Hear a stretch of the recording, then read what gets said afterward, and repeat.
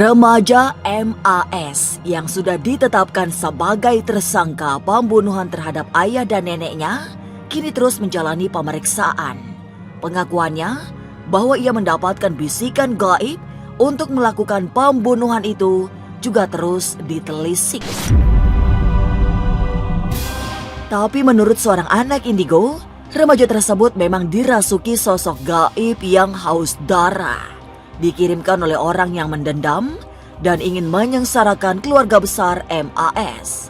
Keberadaan sosok gaib di tubuh remaja ini juga dibenarkan oleh seorang paranormal.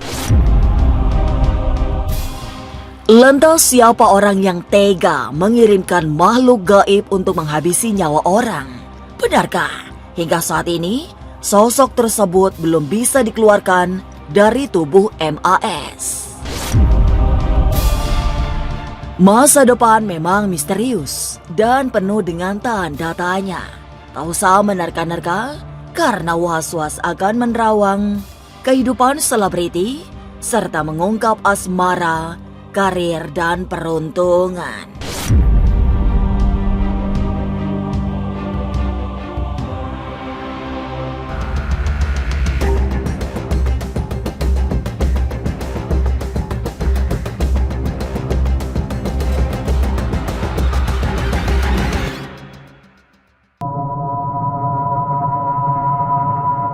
Pembunuhan ayah dan nenek yang dilakukan seorang remaja di Jakarta Selatan membuat gempar.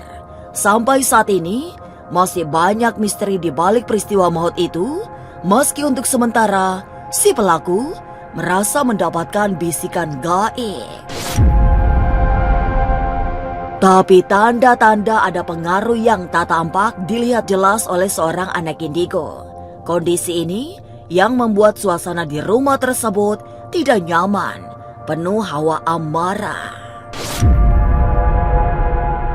Puncaknya terjadi saat remaja berinisial MAS yang masih labil dirasuki sosok gaib kiriman seseorang. Semula yang disasar adalah ayahnya agar sakit dan terkapar. Kiriman itu berusaha untuk memasuki pertama ayahnya, ternyata cuma sakit biasa. Terus ke ibunya juga sama gagal, ke neneknya. Nah, lalu masuklah ke anaknya. Karena apa? Kiriman negatif itu dia yang paling lemah, dia yang gampang dipengaruhi. Jadi masalah itu berawal dari kiriman negatif, yang dimana sengaja seisi rumah itu dia tuh hawanya negatif, hawanya emosian, nada kasar, bahkan gak betah gitu. Saat siapapun masuk ke rumah itu bawaannya kayak pengen marah-marah.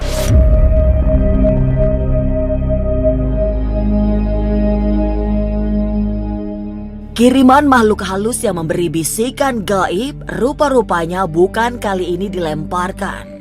Sasaran utamanya memang bukan bocah remaja ini, melainkan ayahnya. Oleh sebab ayahnya gagal dihancurkan, kemudian yang menjadi sasaran berikutnya adalah ibunya. Tapi lagi-lagi, upaya mencelakai ibunya juga tidak berhasil. Apalagi ada sosok yang lebih kuat dan menjaga sang ibu sehingga terhindar dari malapetaka. Celakanya, kiriman gaib itu sudah masuk ke raga remaja MAS sejak lama. Tapi bukan kali ini saja memberi pengaruh negatif karena gagal menyasar orang tuanya. Kalau untuk anak kecil ini dari akhir tahun juga dia udah diikutin, udah jadi target selanjutnya. Dari akhir tahun kemarin, dan cuman kayak muncaknya sekarang. Dan ibunya kan karena ada energi lain yang melindungi. Kalau yang lihat di sini detik-detik ke ibunya itu gagal karena ibunya mungkin pas saat pembunuhan udah ayah dan neneknya udah terbunuh.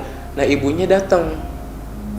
Nah, baru ketahuan deh kalau yang lihat di sini ibunya lolos dan ada pendampingnya juga. Sebenarnya mengincar pertama ayahnya supaya sakit, kerjaannya hilang, kayak ekonominya kurang karena ayahnya kuat.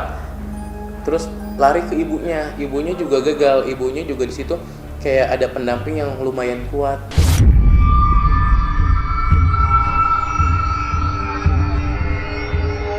Remaja pencabut nyawa ayah dan neneknya itu memang dibuat seperti tak sadar saat melakukan pembunuhan. Sebab kesadarannya dikendalikan oleh makhluk gaib yang telah menguasai jiwa dan raganya. Dalam penglihatan mata batin Mian, sesungguhnya orang yang melakukan kiriman metafisika bukan orang jauh. Setidaknya masih ada hubungannya dengan keluarga ini. Sosok laki-laki dan perempuan, dan emang sengaja pingin ngancurin rumah tangga mereka. Sengaja sekali pingin ngancurin, pokoknya gimana caranya lu hancur gitu. Mereka tuh hidup ibarat kata seperti di atas meja makan. Jadi mereka berjuang, rezeki mereka apapun dimakan orang, tapi orang itu bukan bersyukur, tapi orang itu malah dengki. Kenapa? Sebaik apapun kita, hanya karena satu keburukan, itu orang itu bakal melihat keburukan itu.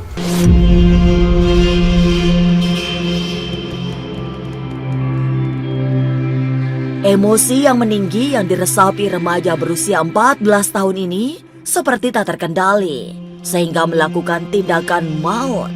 Ia merasa jauh dari kasih sayang, sampai-sampai sulit menerima kebaikan orang tuanya. Dan di tengah emosi yang sedang sangat tinggi, muncul makhluk gaib yang merasuki jiwanya. Kemarahan bocah baru gede ini semakin membara karena ada dua orang yang ikut membakar emosinya. Ada dua orang yang ikut memanas-manasin, terus juga ikut mengadu domba keluarga tersebut supaya anaknya benci ke orang tua. Jadi anak itu tuh emang udah emosi banget ke kedua orang tuanya kayak sesuatu, dan nggak pernah merasakan kayak mungkin menurut pandangan dia ya, nggak pernah merasakan kasih sayang, diturutin ini itu gitu. Nah tiba-tiba saat emosi dan tiba-tiba juga dia dirasuki sosok, dan dimana kayak pingin membunuh. Di situ ada satu pisau, gimana pun caranya dia dendam, kayak pingin ngebunuh dan pingin cabik-cabik tanpa berpikiran panjang, itu dia udah dimasukin sosok itu.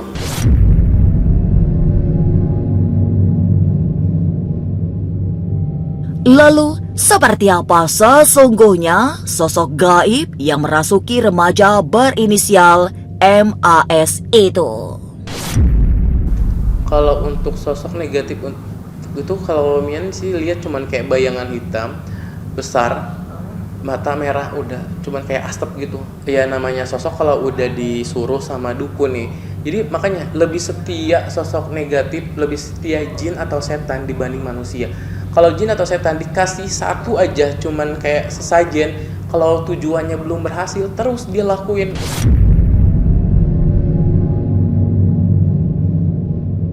Tapi benarkah sosok gaib yang merasuki anak tersebut masih belum pergi? Berasal dari mana sesungguhnya sosok tersebut? Jangan lupa saksikan Was-Was setiap Senin, Rabu, dan Sabtu. Jangan lupa komen, like, and subscribe. Saya Uya Kuya, penonton Was-Was.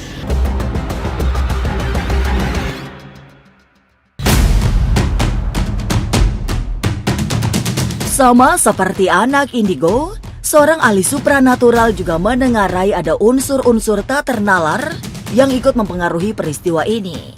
Tapi di balik semua yang terjadi, ada sebuah perjanjian dari masa lampau yang tidak ditunaikan. Tidak bisa ditelisik secara pasti perjanjian leluhur mereka yang kini sedang ditagih.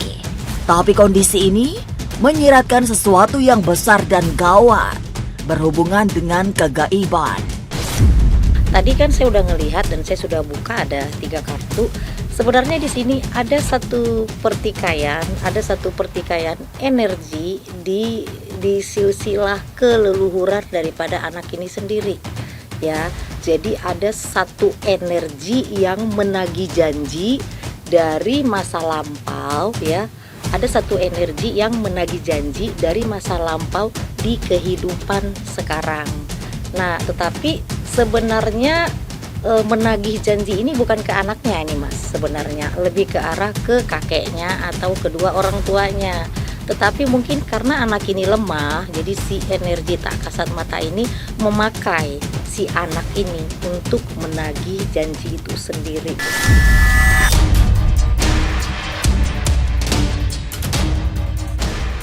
Situasi yang sudah penuh energi negatif itu semakin tidak kondusif karena ada anasir-anasir gaib yang ikut berperan. Celakanya, orang yang ingin disasar oleh kiriman gaib memiliki potensi batin yang kuat sehingga sasaran berbelok ke anaknya. Jadi memang tidak hanya berasal dari masa lampau yang membawa petaka, tapi juga perselisihan bisnis yang membuat seseorang mendendam sangat dalam, sehingga melemparkan kiriman gaib mematikan. Sebenarnya kan ada dua hal. Di samping memang ada satu buah energi yang menagih janji di masa lampau. Ini juga ada pertikaian tentang bisnis. Ya, jadi di sini ada pertikaian bisnis juga di antara mungkin kedua orang tuanya berbisnis dengan orang lain. Jadi ada kiriman, akhirnya banyaknya tekanan-tekanan energi ya yang ke anak ini, akhirnya dia mendapat bisikan-bisikan itu. Tapi tadinya kan yang diserangnya kan mungkin kedua orang tuanya, ada persaingan bisnis seperti itu, tetapi akhirnya ke anaknya yang kena karena anaknya lemah. Nah, si orang tuanya sendiri ini kan punya proteksi, jadi ya akhirnya ke anaknya yang menjadi korbannya. Kalau saya ngerasa makhluk yang dikirimkan ini sebenarnya itu berupa satu energi sangat halus sekali ya.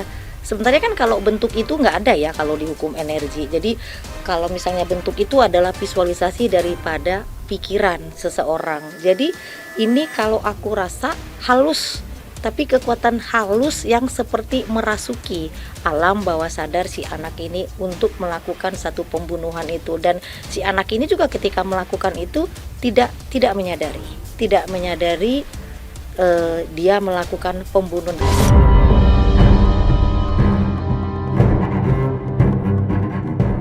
Sosok gaib yang merasuki remaja berinisial MAS memang sangat halus tapi mematikan. Dikirimkan oleh orang yang memiliki dendam sangat dalam akibat pertikaian bisnis. Lalu, seperti apa kronologi peristiwa maut ini? Bagaimana psikolog menganalisa perilaku MAS? Jangan lupa saksikan Was-Was setiap Senin, Rabu, dan Sabtu. Jangan lupa komen, like, and subscribe. Saya Uya Kuya, penonton Was-Was.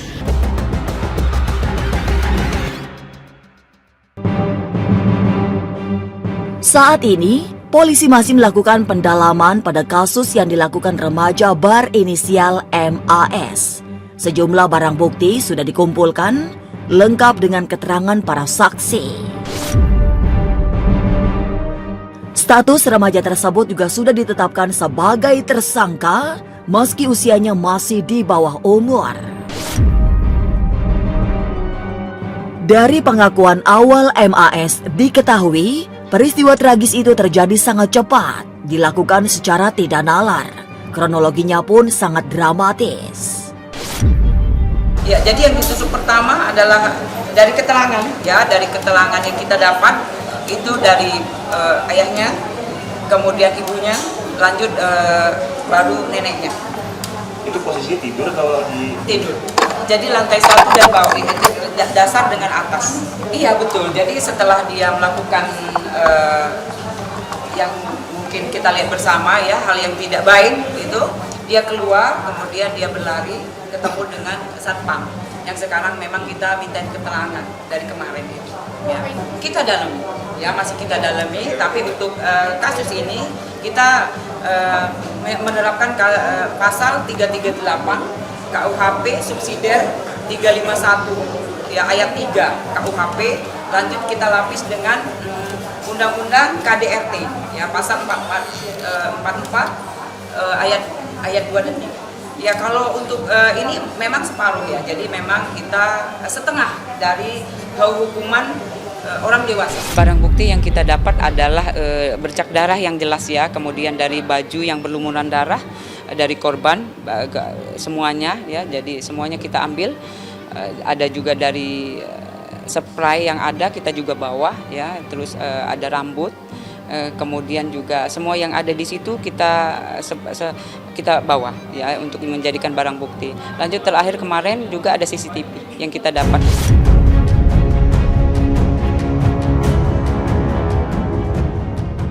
Memang masih terlampau awal untuk menarik kesimpulan karena polisi juga masih terus melakukan pendalaman. Dari sisi psikologi juga membutuhkan waktu untuk menggambarkan kondisi psikis si anak. Apalagi jika berdasarkan pengakuannya, ada bisikan gaib yang mendorongnya melakukan pembunuhan. Dari berita kan kita lihat katanya ada bisikan ya. Kalau bisikan itu kan artinya memang ada kondisi di mana mungkin dia mengalami gangguan jiwa. Walaupun memang harus dicek lebih jauh ya. Karena kalau misalnya sampai terjadi bisikan, kita perlu anggap ada masalah di kontak realita.